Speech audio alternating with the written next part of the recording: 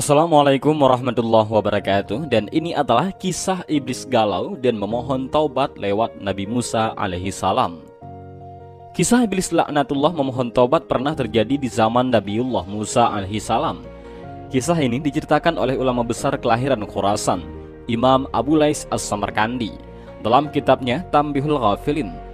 Iblis laknatullah adalah nenek moyang bangsa jin yang bernama asli Azazil. Kisah ini menarik untuk disimak karena berkaitan dengan keutamaan menahan amarah.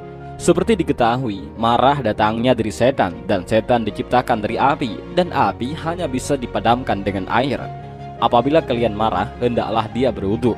Demikian sabda Rasulullah SAW dalam salah satu hadisnya. Dikisahkan, iblis laknatullah datang kepada Nabi Musa alaihissalam dan berkata, "Engkaulah yang dipilih Allah Ta'ala untuk risalah dan langsung berkata-kata kepadamu.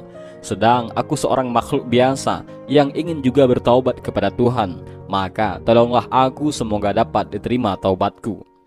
Mendengar perkataan iblis itu, Nabi Musa merasa gembira. Lalu beliau berwudu dan salat, kemudian berdoa kepada Allah, "Ya Rab, iblis laknatullah adalah makhlukmu. Ia akan bertaubat, maka terimalah taubatnya." Maka turunlah wahyu kepada Nabi Musa, "Ya Musa, dia tidak akan bertobat." Nabi Musa berkata, "Ya Rab, dia meminta taubat." Maka wahyu turun lagi kepada Nabi Musa, "Aku telah menerima permintaanmu Musa, maka suruhlah ia bersujud ke kuburan Nabi Adam alaihissalam, maka aku akan menerima taubatnya."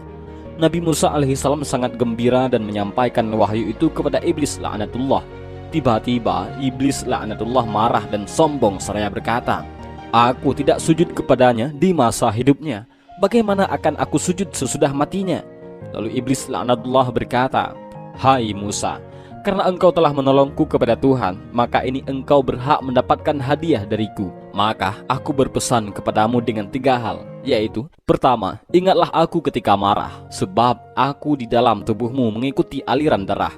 Kedua, ingat aku ketika menghadapi musuh dalam perang, sebab aku datang kepada anak Adam mengingatkan kepadanya keadaan istri dan anak keluarganya serta hartanya sehingga ia lari ke belakang.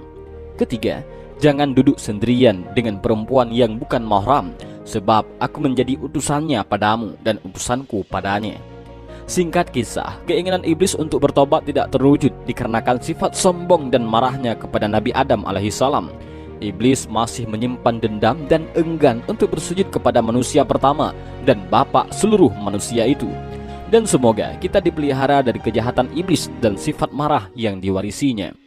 Kemudian dikisahkan lagi, Wahab bin Munabbih berkata, ada seorang ahli ibadah Bani Israel akan disesatkan oleh iblis laknatullah, namun tidaklah berhasil. Suatu hari ia keluar untuk satu hajat, maka setan mengikutinya. Kalau ia mendapat kesempatan, setan dan bala tentaranya berusaha menggoda syahwat dan marahnya, ternyata tidaklah berhasil. Maka setan pun melakukan tipu daya untuk menakut-nakutinya.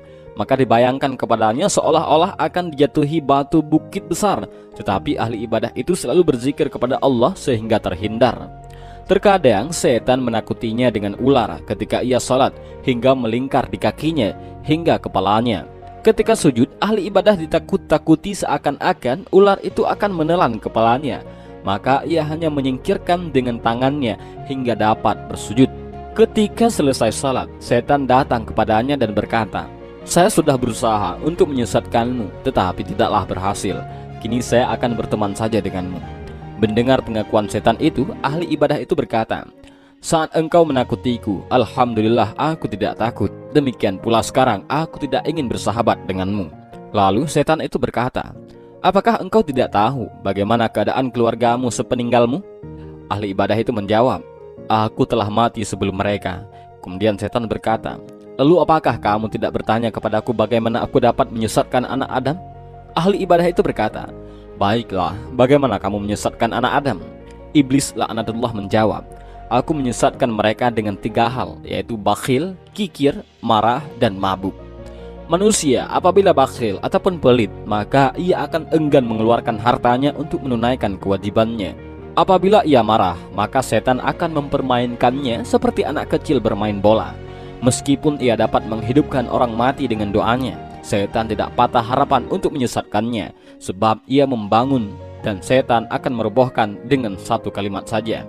Demikian pula jika seorang mabuk, maka setan akan mudah menuntunnya kepada kejahatan sebagaimana kambing dituntun oleh pengembala. Demikianlah kisah pertobatan iblis laknatullah yang tidak terwujud akibat kemarahannya kepada Nabi Adam alaihissalam. Iblis dan bala tentaranya juga memberitahukan rahasia bahwa kemarahan mencakup seluruh kejahatan. Dan inilah sedikit kisah tentang taubatnya iblis dan Nabi Musa alaihissalam. Demikian kisah singkat ini, mudah-mudahan ada manfaat. Allahu a'lam bishawab. Assalamualaikum warahmatullahi wabarakatuh.